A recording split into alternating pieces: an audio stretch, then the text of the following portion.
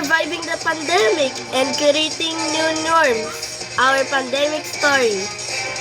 Noong unang panahon, dati, noong March 13, in 6 years ago, nagsimula ang pandemic noong March. Lahat, kaya maraming bata at saka tao at saka mga matatanda na nagkakasakit. At may isa pa namang na nababuhay sa may pandemic. Ang mga tatay ay nabubuhay sa mga pandemic. Yun. And thank you for the report. Para